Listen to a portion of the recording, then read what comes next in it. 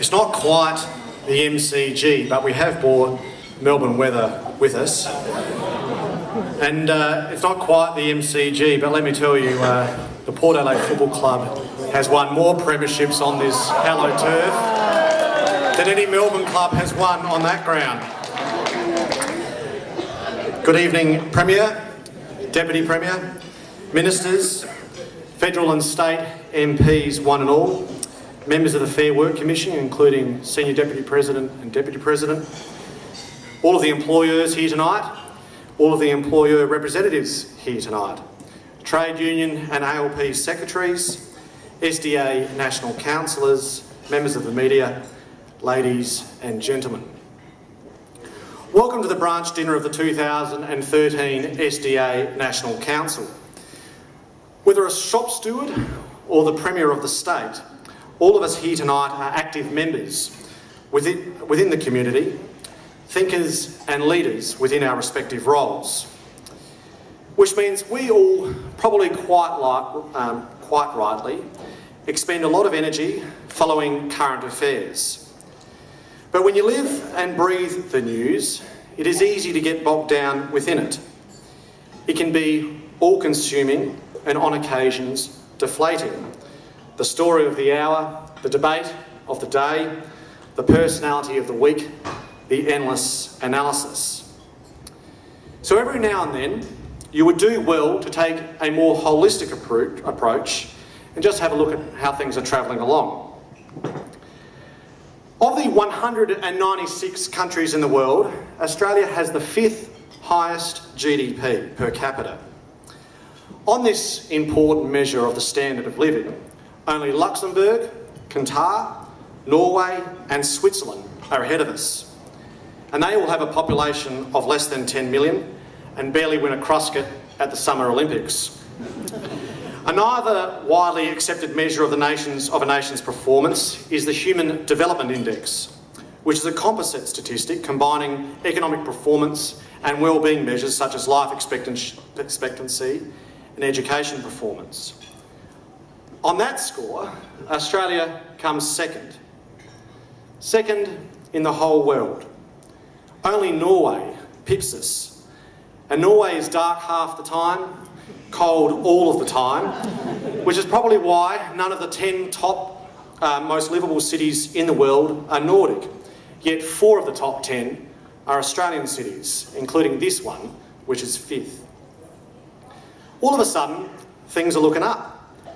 Especially considering I think I could construct a very good argument that all of this is primarily attributable to the Australian Union movement and the party that we set up back in 1891. But as tempting as making that argument might be, it may call into question my objectivity and undermine the main tenet of the message I want to deliver tonight. Is it possible that maybe, just maybe, we have generally had the balance right between the interests of capital and labour? And if so, is it also possible that any fundamental deconstruction of that balance could impede future growth and prosperity? I assert the answer to both those questions is unequivocally yes. To demonstrate my point, you need only to look at the richest nation in the world, the United States of America. I love the US, it's a fascinating place, founded on admirable principles that Australians share. Things like individual freedom, democracy and capitalism. In net terms, the world is unquestionably a far better place with a strong and influential America. But domestically, cracks in the system are rapidly turning into gaping chasms, and I genuinely fear that we have not yet seen the worst of it. The minimum wage in the richest country in the world is $7.25. There has been no increase to it for 4 whole years. In real terms, the minimum wage is now 25% less today than what it was in 1968, when at that time the minimum wage was equal to 54% of the average hourly rate. Today it is only 36%. According to The Economist, between 1979 and the GFC, the real disposable income of the top 1% of Americans quadrupled, while the bottom fifth's income rose only by 40%. Over the same time period, the middle class shrank rapidly. In the 70s, 60% of American neighbourhoods had an average income within 20% of the national median. Today, that is a whole third less.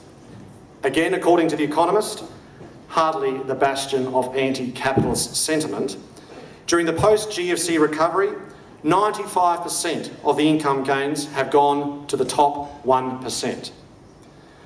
On the most widely accepted statistical measure of income inequality, the Gini coefficient, according to the OECD, the US has become more unequal across each single decade since the 1970s. And consequently, on this score, the US is now ranked 31 out of 34 OECD nations. Putting aside any egalitarian concern with this trend, it's appropriate to ask, does this have a negative consequence on our economy? Or on the contrary, does such inequality fuel further growth? Now, I'm no communist, so I do subscribe to the view that some inequality is a good thing. It incentivises hard work, investment and risk-taking, all necessary ingredients to a growing economy. But there is an ever-increasing body of evidence that the rapid rise of income inequality in the US and the concentration of wealth is having a severe and constricting impact on growth.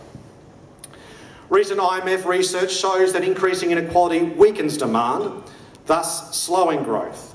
And in many rich nations, income is a significant variable in determining the access to quality education. Meaning, as income inequality rises, education access diminishes, further hampering the social mobility and exacerbating the problem. Like in most countries, women in the US are far better educated today than what they were 30 years ago. But American men between the age of 25 and 34 are now less likely to have a university education than their own fathers, while the gap in test scores between rich and poor children is 30 to 40% worse than what it was 25 years ago. Rising inequality can also have profound political consequences. As public discontent emerges, politicians will invariably respond with populist solutions. On the far right, this often takes the shape of insular and irrational nationalism. On the left, it takes the shape of extreme wealth redistribution policies. The most recent example is the French 75% marginal tax rate for the rich, which is grossly inefficient and does nothing to expand the middle class. In my view, it is no coincidence that during the period of rapidly rising American income inequality, American private sector trade union membership has plummeted from 25% in 1973 to 7% today. Organising workers in the US, particularly the low paid, has been made almost impossible through punitive legislation and a whole industry built on union busting. Undoubtedly, this has saved employers a truckload of wages, but has it served their long-term interest? On a macroeconomic scale, has it been healthy to completely disarm the principal political and industrial advocate of real wage growth, US trade unions? On August 29 this year, only a few weeks ago, there were protests outside 1,000 fast food restaurants, mainly McDonald's stores, in 60 US cities, where workers demanded a doubling of the minimum wage. Let me be honest with you. My guess is that these protesters would have caused McDonald's franchisees only some moderate inconvenience. And with the Tea Party in charge of the Republicans, the chances of those workers' demands being met are essentially zero. The real question for those small business owners is, would they be better off if 95% of the income gains from the post-GFC recovery had not only gone to the top 1%? Or of that 1% only eating McDonald's and shopping at Walmart? Of course not. Strong, growing economies are underpinned by an expanding middle class, not a shrinking one. I assert there is no balance whatsoever between the interests of capital and labour in the US, which has given rapid rise to income inequality, which is now delivering poor economic outcomes and may yet deliver even more dangerous ones. To answer my earlier question, in an Australian context, yes, I think we have generally had the balance right. But yes, a fundamental deconstruction of that balance could easily happen here in Australia, in turn limiting future growth and prosperity. Now, it appears that the decline in Australian union membership may have been arrested, and sure, there are still 1.8 million members of Australian trade unions. But density is still hovering below 20%, and it's just 14% in the private sector. This number has to lift, and it is achievable. Modern and moderate trade union membership, in my view, is an outstanding product. The core component of that product is real wage growth, and I haven't met a single worker who doesn't like the idea of a pay rise. So provided a union has got a good working relationship with an employer who then willfully provides access and acts with neutrality on the subject of union membership, density can increase. I think the SDA is a good example of this, and I'm pleased to report tonight that year on year, SA branch membership of the union is currently 6.14% up, putting us on track to meet our 31 December target of 28,250 financial members. And a sign...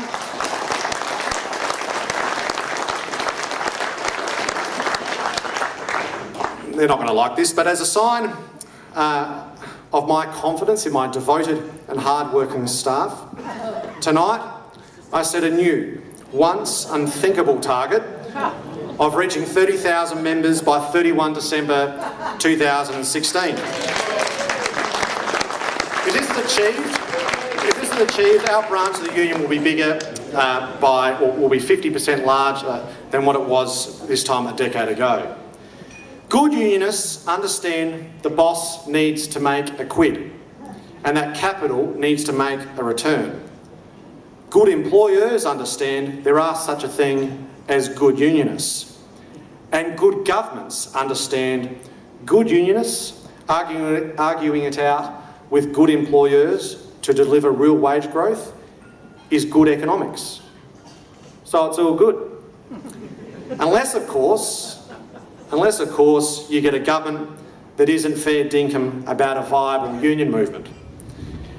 Even amongst the worst lefties, none of whom are here tonight, of course, even amongst the worst lefties, I've never met a Labor MP who wants business to fail.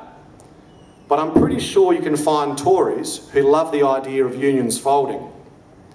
For me, the jury is out on Abbott on this question. But I don't mind saying that the new Workplace Relations Minister, Eric Abetz, would rather see union membership fall than increase, thus deconstructing the balance. Abetz might argue, let employers go direct to their employees. Why do we need external bodies like unions and the Commission? Well, you don't have to go to the US to answer that question. Just look at the applications of some respected employer organisations that they make to the Fair Work Commission. Submissions like zero increase to the minimum wage, reduction or abolition of penalty rates, or the removal of annual leave loadings. All important things to the livelihoods of low-paid workers. I don't bemoan those employer organisations. They are just acting rationally and earning their keep. We just have to make sure that there is a strong, professional labour movement making the counter-argument before a genuinely independent third umpire. And much of that responsibility of protecting the balance is laid at the feet of the ALP. In the last 12 months, there has been endless commentary on the structure of Australia's oldest political party. I think this discussion can be purposeful, but we should remember that unlike trade unions, a political party does not exist to advance the interests of its members. Rather, a political party exists to advance a cause. So if Labor supporters feel the need for a period of introspection, we should debate and resolve what that cause is. For me, the contribution I make to this debate is obvious. In the last election, and predictably in the upcoming state election, there is one issue that stands out in people's minds above all others. And it's by a long way. Every single bit of internal polling shows it. Cost of living. Cost of living. Both major parties have struggled to deal with this issue of cost of living. The Howard government tried to address it through expensive middle-class welfare and by selling an ultimately misleading low interest rates message. The Rudd government had a crack with Grocery Watch and Fuel Watch. They never eventuated. And now the Abbott government is trying to tackle it by repealing an efficient market-based price on carbon and replacing it with a super inefficient direct pollution subsidy. The common theme with all these dud policies is governments are trying to address the issue of cost of living by reducing prices. In truth, apart from ensuring genuine competition, there is little governments can do to lower prices.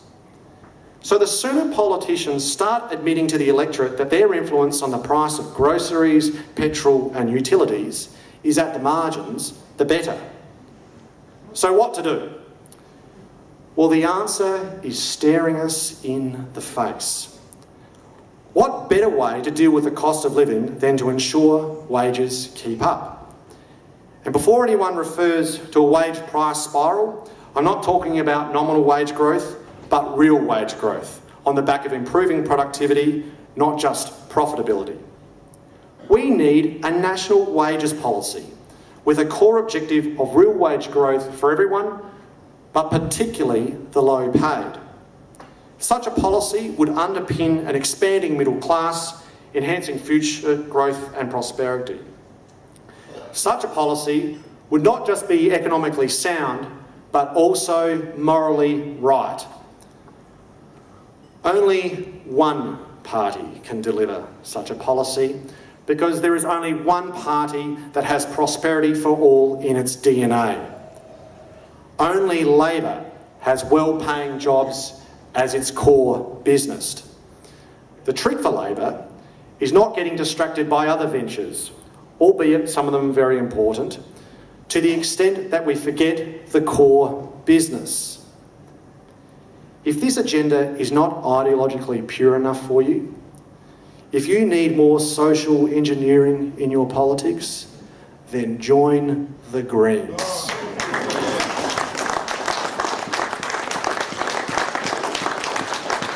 For everyone else, it's time to bring out the A game. 103 years ago, President Theodore Roosevelt said in a famous political speech, "In every wise struggle for human betterment, one of the main objects, and often the only object, has been to achieve in large measure equality of opportunity." Teddy was right.